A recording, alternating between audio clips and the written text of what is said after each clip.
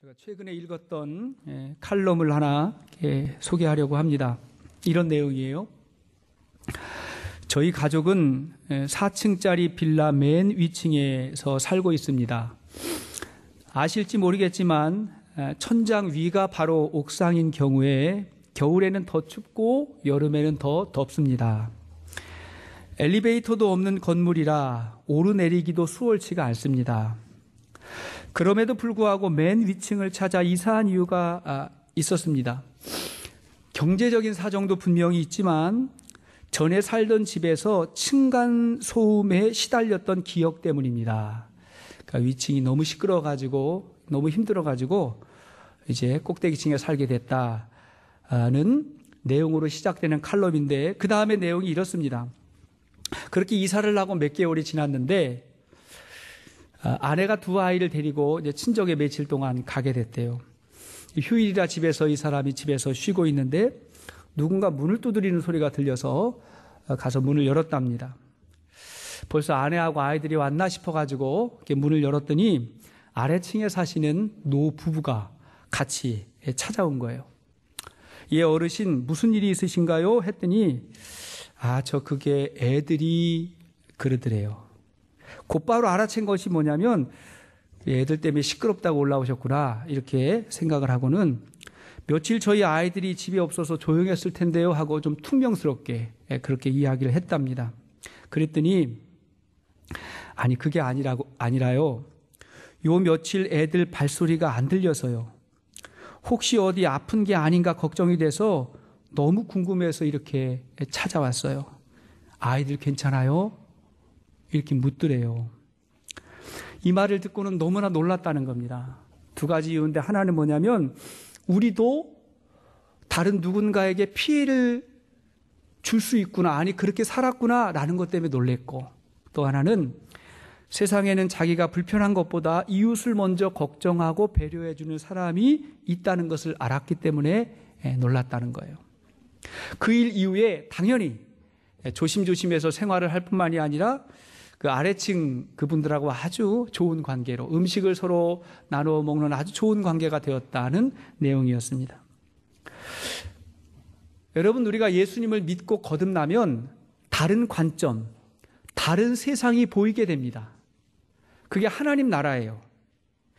예수님을 믿고도 예전하고 보이는 게 똑같고 생각하는 게 똑같고 다른 사람을 향한 배려와 관심이 없다면 내가 예수님을 믿는 것이 과연 맞는가 하고 생각해 보셔야 됩니다. 그런데 이것이 내가 노력해서만 되어지는 것이 아니에요. 하나님의 자녀가 되면 이게 자연스럽게 되는 겁니다. 자연스럽게요. 하나님의 자녀가 된다는 것이 무엇입니까? 하나님의 말할 수 없는 사랑을 내가 믿음으로 받아들였다는 거예요. 그 하나님의 사랑을 받아들였기 때문에 자녀가 된 거지, 나는 하나님의 자녀고 예수 믿는데 하나님의 사랑은 모릅니다 이렇게 말하는 사람은 하나님의 자녀가 아닌 겁니다. 그러면 하나님의 자녀가 되면 자연스럽게 변화가 찾아오는데, 자연스럽게 된다고 노력하지 않고도 또 저절로 된다는 말은 또 아니에요. 하지만 우리가 조금만 노력하면, 큰 힘 들이지 않고도 그렇게 될 수 있다고 하는 것이 성경의 가르침입니다. 오늘 본문 1절 말씀을 보세요. 1절 시작. 그러므로 사랑을 받는 자녀같이 너희는 하나님을 본받는 자가 되고 사랑받는 자녀같이 하나님 본받는 자가 되라. 여기서 본받으라고 하는 말은 모방하라는 의미예요. 모방해라, 본받아라. 사실 자녀는 저절로 부모를 닮게 되어 있습니다. 저절로 되는 거예요. 자녀가 부모 닮으려고 막 노력하고 애쓰고 그러지 않아요. 그냥 저절로 닮게 됩니다.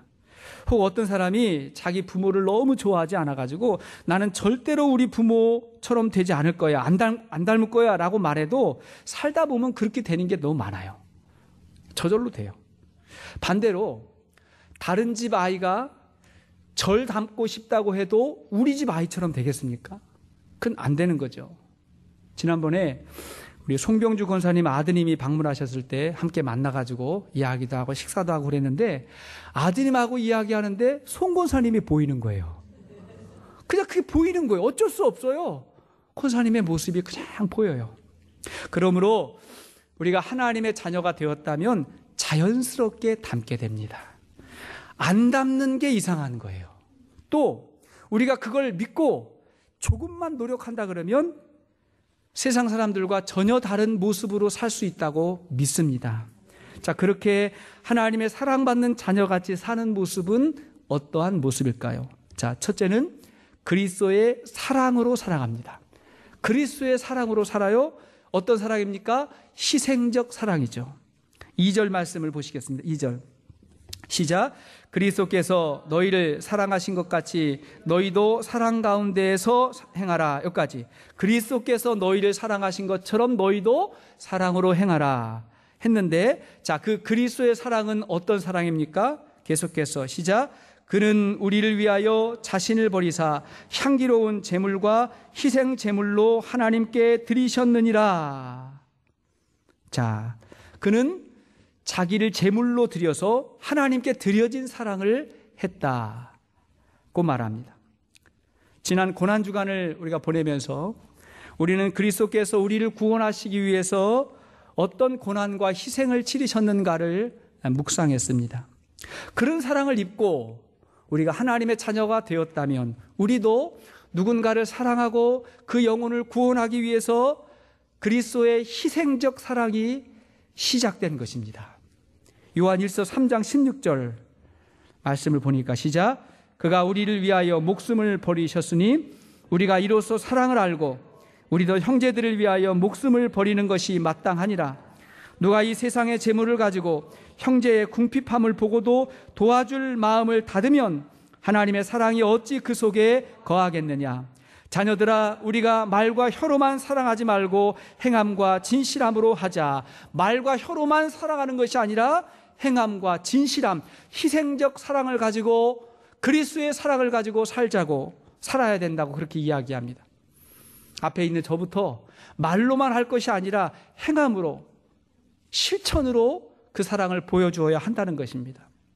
우리가 이런 말씀을 들으면 어떤 사람들은 즉각적으로 목사님 그 말 다 알아요. 우리가 알고 있어가지고 별로 감동이 없네요. 라든지 혹은 그런 줄은 아는데 도대체 그것이 가능한가요? 그렇게 살아가는 것이 가능한가요? 라고 하는 그런 생각이 떠오르시는 분들이 있다면 그런 분들은 아직 삶의 관점, 삶의 태도, 하나님 나라가 무엇인지를 아직 경험하지 못한 것입니다. 이 말씀을 딱 접할 때 마음속에 내가 이렇게 살 수 있는가 살 수 없는가를 떠나서 예, 하나님 그렇게 살아야 되는 것을 제가 믿습니다. 그래야 제가 하나님의 자녀답게 살 수 있습니다. 그런데 제 힘으로 안 되고 힘들 때가 많습니다. 그러니 주님이 좀 도와주세요. 그렇게 살 수 있도록 주님이 좀 도와주세요. 기도해야 되는 것입니다. 기도는 마음의 열망이고 기도하면 그러한 삶이 시작되는 것입니다. 기도도 하지 않으면 그런 사람은 시작조차 될 수가 없는 거예요. 기도해야 됩니다. 기독교 신자가 많지 않은 일본에서 세계가 인정하는 2명의 기독교 지도자가 있어요. 한 사람은 우찌무라 간조고 또 한 사람은 가가와 도요이코라는 사람입니다. 우찌무라 간조는 사상가예요. 글을 쓰는 사람입니다. 그런데 이 가가와 도요이코는 평생 빈민들을 섬겼던 목회자입니다. 그의 아버지는 공무원이었어요. 시장이었습니다. 근데 어머니가 첩이었어요. 그리고 기생이었습니다. 그 시장 아버지와 첩 어머니 사이에서 태어났는데 4살 때 아버지가 죽고 5살 때 어머니가 죽고 본 부인의 밑에서 자라게 되었으니까 본처의 다른 형제들하고 같이 어린 시절을 보냈으니까 얼마나 힘들었겠어요. 그의 인생이 너무나 힘들고 저주스러웠습니다. 왜 나 같은 것을 낳았냐고 원망하면서 분노로 어린 시절을 그렇게 보냈답니다. 그러던 어느 날, 그날도 자기 인생을 비관하면서 담벼락에 서서 그렇게 기대고 있었는데 한때 무리들이 북을 치고 나팔을 불면서 무리들이 지나가는 거예요. 그 무리는 구세군 전도대였습니다. 예전에 우리 성결교도 북치고 나팔 불면서 지나가면서 전도하고 그랬거든요. 구세군 전도대였어요. 그들이 외치는 거예요. 외치는데 이렇게 외쳤어요. 하나님은 누구든지 사랑하십니다. 하나님은 모든 사람을 사랑하십니다 라고 하는 말이 그에게 엄청난 충격이었대요. 하나님이 사랑하신다. 그래서 가가와 도요이코가 그들에게 다가가서 물었대요. 당신들이 말하는 그 하나님이 나 같은 첩의 자식, 기생의 아들도 사랑합니까? 하고 묻자, 그럼요, 어떠한 죄인이라도 하나님이 사랑하십니다. 이렇게 이야기했대요. 그 말을 듣고 그는 하나님의 사랑을 받아들이기로 결정했어요. 그래서 하나님의 자녀가 됐습니다. 하나님의 사랑을 받아들이면 영접하는 자, 곧 그 이름을 믿는 자들에게 하나님의 자녀가 되는 권세를 주었다. 하나님의 자녀가 된 거예요. 그때부터 다른 사람들이 이 사람에게 이름이 뭐냐고 물으면 나는 가가와 도요이코 하나님의 아들입니다 라고 자랑스럽게 하나님의 아들 되었음을 고백하며 살았대요. 그런 후에 교회에서 신앙생활을 하고 목사가 된 이후에 그는 받은 사랑을 나누기 위해서 고베의 빈민가에 들어갑니다. 그래서 그곳에서 그리스도의 사랑을 실천하며 빈민가에서 평생 일본의 성자로 존경받게 그렇게 신앙생활을 했고, 나중에는 중국에까지 가가지고 그 중국의 빈민들을 보살피고 섬기는 그러한 신앙생활을 하게 됩니다. 여러분, 오늘날은 전도가 잘 되지 않는 그런 시대를 우리가 살고 있습니다. 이제는 구세군 전도대 이런 외침도 없습니다. 교회에서 열리는 각종 집회와 이벤트도 세상 사람들의 관심은 별로 없습니다. 그러므로 이제는 초대교회 성도들처럼 우리가 먼저 변화된 삶으로, 그리고 자기 희생적 삶을 보여주어야 되는 진짜 신앙인들로 인해서 영혼 구원이 이루어지는 것입니다. 그래야 사람들이 목장에 와요. 그래야 교회에 와요. 우리가 예수님처럼 자기의 이기심을 버리고 세상의 영혼을 위해서 희생하고 헌신하는 삶을 진짜 살아갈 때 그리스도의 사랑으로 살아가는 하나님의 자녀가 될 수 있다고 믿습니다. 진짜 사랑하며 살아가는 거예요. 자, 하나님의 자녀는 어떻게 살아갈까요? 둘째는 헛된 말을 하지 않습니다. 자기를 희생하면서 남을 살리는 사람이 사람들에게 헛된 말 하겠습니까? 거친 말 하겠습니까? 특별히 기독교는 말씀의 종교이기 때문에 말의 영향력을 대단히 중요하게 여깁니다. 자, 3절을 보십시오. 3절 시작. 음행과 온갖 더러운 것과 탐욕은 너희 중에서 그 이름조차도 부르지 말라. 이는 성도에게 마땅한 바니라. 자, 음행, 더러운 것, 탐욕, 이런 것들을 소재로는 말도 하지 말라는 거예요. 입에 담지도 말아라. 그렇게 이야기하고 있어요. 언어는 그 사람의 존재의 집이라고 했어요. 언어가 그래요. 그가 어떤 말을 하는가를 보면 그의 마음에 무엇이 있는가가 드러나고, 그러면 그 사람이 어떤 사람인가를 그의 말로 알 수 있습니다. 오늘날처럼 세상의 추문과 온갖 잡다한 괴담과 사건이 퍼져가는 이때에 그리스도인들이 들어야 될 말과 해야 될 말이 철저히 구별된다고 저는 생각합니다. 구별해야 돼요.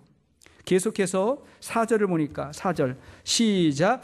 누추함과 어리석은 말이나 희롱의 말이 마땅치 아니하니 오히려 감사하는 말을 하라. 누추함, 희롱의 말.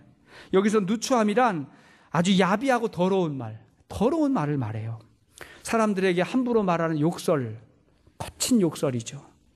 사기꾼들의 속임수, 감언이설, 폭력배들이 사용하는 거친 협박, 이런 것들이 다 누추한 말이에요. 그런가 하면 어리석은 말은 그 말이 어떤 결과를 가져올지 모르고 하는 말이에요. 말을 너무 쉽게 하는 거예요. 내가 다른 사람에게 상처를 주거나 함부로 말하면 그 말이 나에게 돌아옵니다. 다시 돌아오게 돼 있어요. 요즘에 사이다 발언이라는 거 있죠. 사이다. 사이다.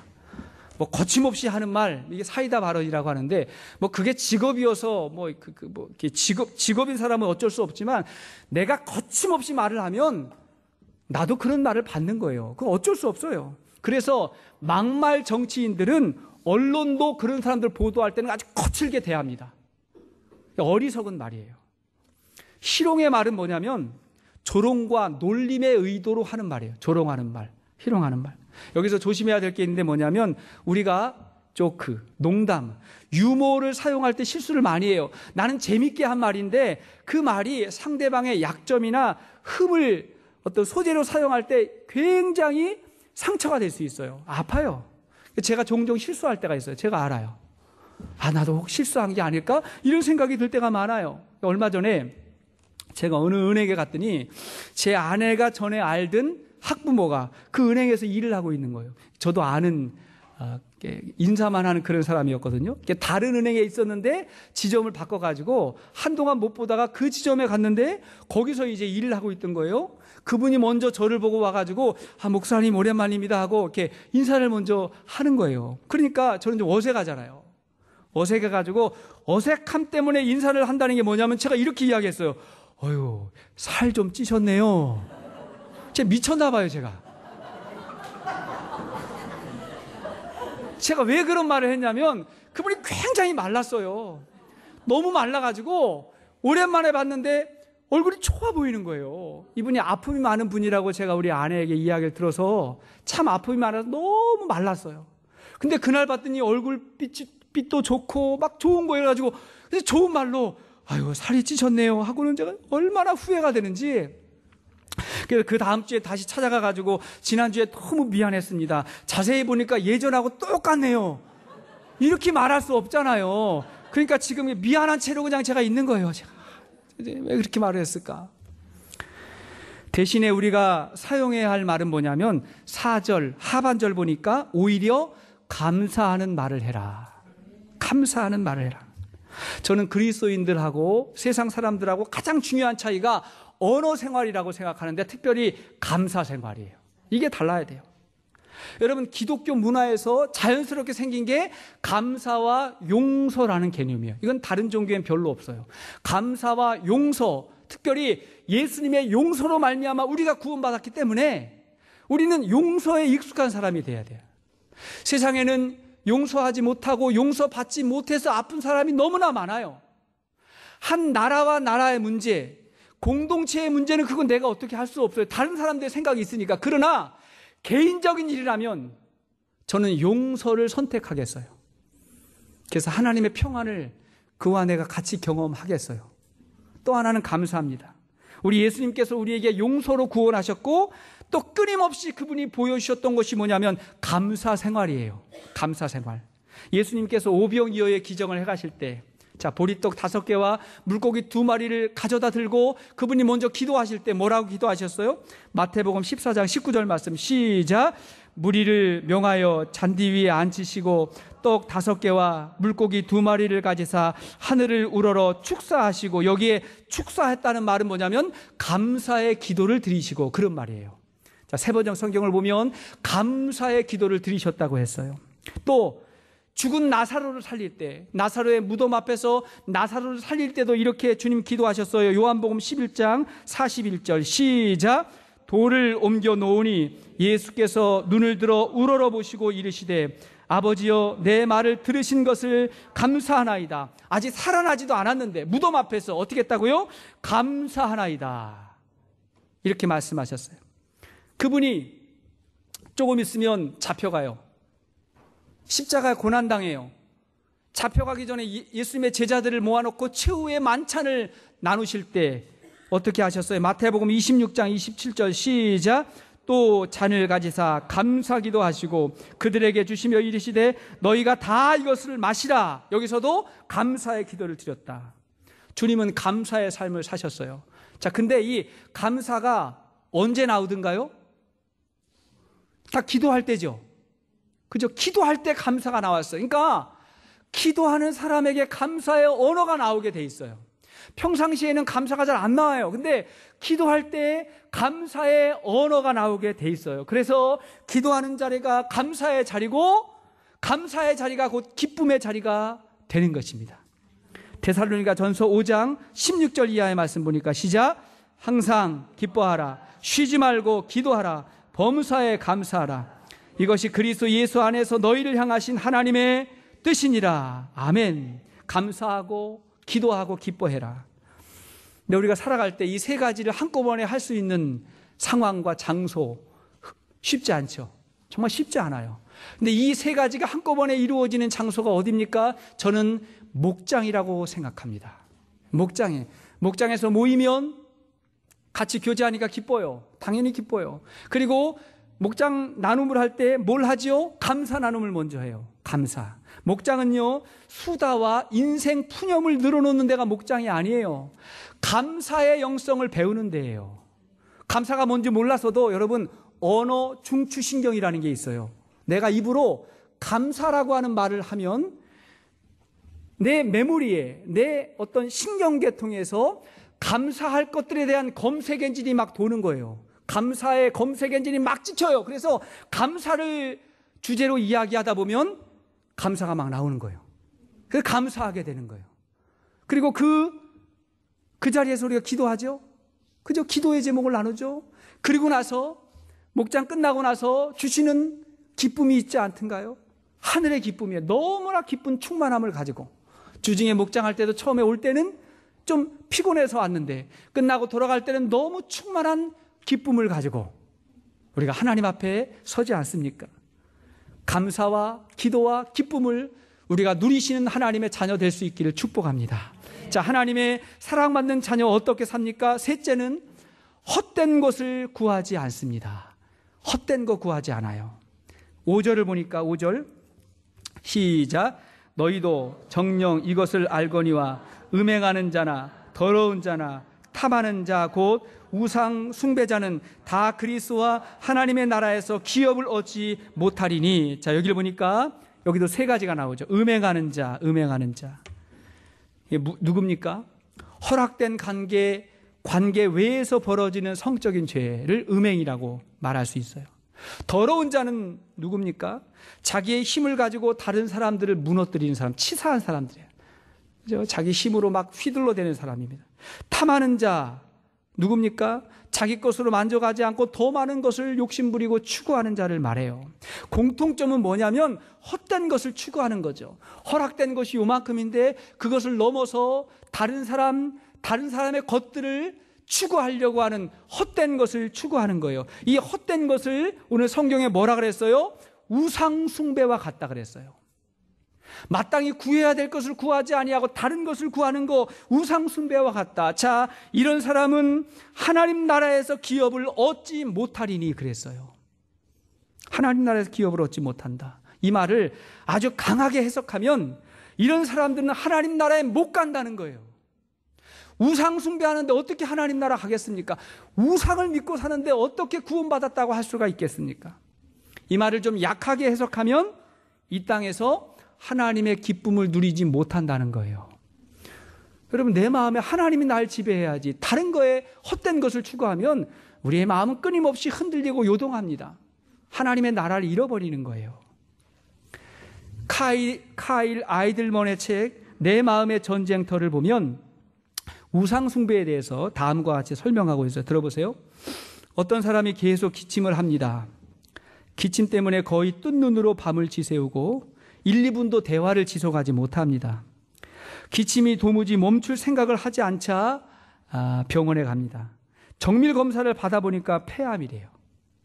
하지만 의사는 환자가 그 사실을 견디지 못할 것이라 생각해서 알리지 않기로 합니다. 대신에 강력한 기침약을 처방해 주면서 곧 나아질 거라고 그렇게 말합니다.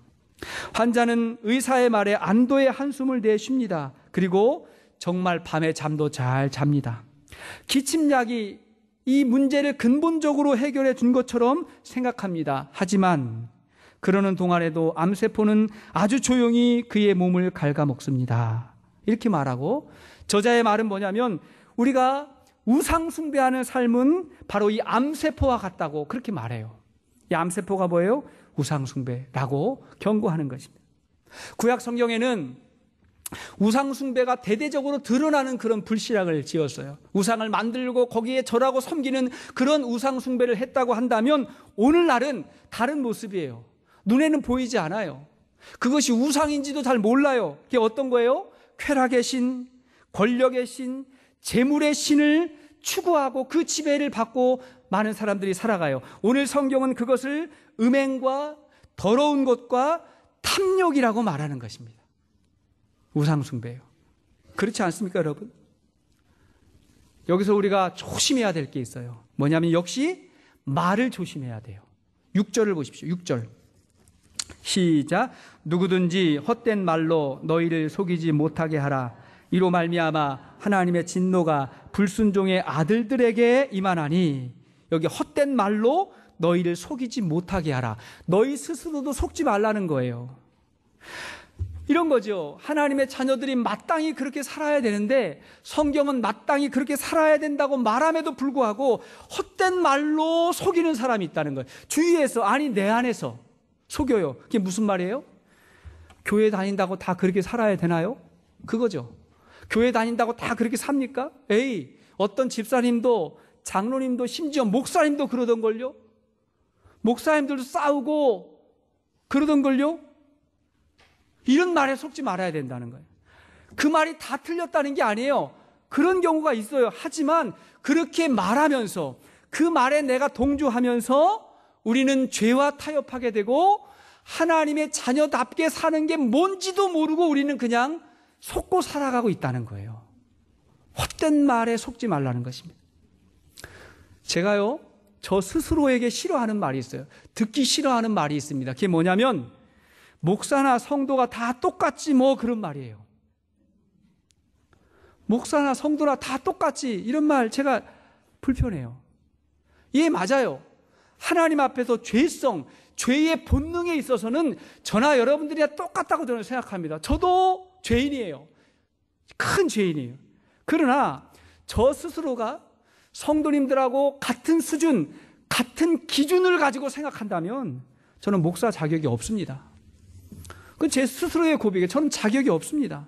저는 목사이기 때문에 더 높은 기준과 더 높은 자격을 요구해야 되고 그렇게 살려고 애써야 돼요. 부단히 노력하고 애써야 돼요. 근데 그것이 안 될 때, 안 되면 어떻게 해야 돼요? 더 마음 아파하고 회개하고 하나님 앞에 엎드려야 됩니다. 끊임없이 이런 삶을 반복해야 돼요. 그건 여러분들도 마찬가지예요, 여러분. 여러분들도 교회 다니는 사람이나 안 다니는 사람이나 똑같다는 말을 여러분 들으면 안 됩니다. 그걸 인정하면 안 돼요. 아멘이십니까? 어떻게 그걸 인정할 수가 있겠어요? 우리는 세상 사람들과 다른 기준, 다른 수준을 스스로에게 요구해야 돼요. 우린 다르다고 생각해야 되고 그렇게 살려고 부단히 애쓰고 노력해야 돼요. 오늘 말씀을 들었을 때 에이 그게 가능합니까? 그거 불가능해요. 이렇게 자기를 속이지 말고 그렇게 살 수 있도록 주님 도와주세요. 정말 도와주세요. 근데 그게 안 됐을 때는 어떻게 해요? 그러면 마음 아파하고 회개하고 세상 사람들보다 더 마음 아파하면서 회개하고 그렇게 살 수 있도록 하나님 앞에 기도해야 되는 줄로 믿습니다. 우리는 헛된 것을 추구하지 않고 하나님 나라와 의를 구하면서 살아야 됩니다. 그것이 하나님의 자녀답게 살아가는 거예요. 자연스럽게 이런 모습들이 이루어지는 것이죠. 자, 이렇게 우리가 조금만 노력하면, 예수 믿는 사람은요 조금만 노력하면 돼요. 따라합시다. 조금만 노력하면. 그거 무시하지 말고 어떻게 그렇게 살아 생각하지 말고 조금만 노력하면 세상 사람들하고 다른 모습으로 충분히 살 수 있도록 성령님이 도와주십니다. 주님 도와주세요. 제가 최근에요 로잔 신학위원회 위원장인 크리스토퍼 라이트 목사가 말한 이야기를 듣고 좀 이렇게 생각이 많아졌어요. 로잔 협회라는 것은 국제 복음주의 연합회를 말하는데 전 세계 복음주의 교단이 모여서 만든 연합회인데 여러 가지 많은 일들을 합니다. 거기에 신학위원장인 라이트 목사가 말하기를 이렇게 이야기했어요. 오늘날 타락한 교회가 하나님의 선교를 방해하는 가장 큰 장애물입니다. 이렇게 말했어요. 국제적으로 선교를 하다 보니까 외부의 적들이 아니라 오히려 교회가 하나님의 선교를 방해하고 있습니다. 이렇게 이야기를 하는 걸 듣고 얼마나 안타까웠는지 모릅니다. 이 말은요, 교회가 그리스도인들이 전도를 방해하는 장애물이라고 하는 거예요. 여러분, 우리의 모습은 어떤 모습입니까? 저와 여러분들은 세상 속에서 어떻게 영혼 구원을 위해서 도움이 되는 삶을 살고 있습니까? 아니면 방해하고 있습니까? 우리 교회는 어떤 교회인가요? 우리 교회는 하나님의 전도와 선교를 위해서 도움이 되는 교회입니까? 아니면 방해물이 되는 그런 교회입니까? 절대로 방해물이 되는 그런 교회와 신앙생활은 되지 않았으면 좋겠습니다. 그러려면요, 열매가 있어야 돼요. 반드시 참된 신앙생활에는 열매가 있어요. 예수님 말씀하시기를 너희의 믿음을 뭘로 증명할 거냐? 열매를 보고 안다. 열매를 보고 그 나무를 안다. 그러니까 참된 신앙생활에는 반드시 열매가 나타나는데 그 열매는 두 가지입니다. 두 가지 열매가 나타나는 하나는 뭐냐면 성령의 열매예요. 그 내 안에서 일어나는 성품의 변화예요. 사랑과 희락과 화평, 오래 참음 이런 것들이 내 안에서 변화되는 거예요. 누가 느껴요? 가족이 느끼고 목장 식구들이 느껴요. 변화되는 거예요. 또 하나는 전도의 열매입니다. 전도의 열매. 이런 것들이 자연스럽게 나타나는 거예요. 내가 변하니까 나로 말미암아 전도가 되고 영혼이 구원되고 자연스럽게 나타나요. 여러분 자연스럽지만 노력해야 돼요. 우리가 조금만 노력하면 할 수 있어요. 해야 되는 거죠. 해야 되는 거예요. 나타나지 않는 것이 이상한 것이지 나타나는 것이 이상한 것이 아니라는 사실을 여러분 반드시 기억하십시오. 여러분 VIP 있습니까? 주위 사람들 내가 저 영혼 구원해야 되겠다라고 기도하고 섬기고 이끌어 주시는 분들이 있습니까? 그런 분들이 없다 그러면 여러분 좀 심각하게 여기셔야 돼요. 평생 신앙생활 했는데 내가 전도 못한다. 물론 성격 탓도 있어요. 그러나 진짜 중요한 건 내 성품과 그리스도의 삶을 살아가려고 하는 데서 자연스럽게 나타나는 거예요. 그건 나타나는 게 당연한 거지 나타나지 않는 게 그건 이상한 거예요. 우리 모두가 하나님의 사랑을 받는 자녀답게 하나님을 본받는 자가 될 수 있기를 주의 이름으로 축복합니다. 우리 찬양 같이 한번 하시겠습니다. 기쁨으로 찬양 396장입니다.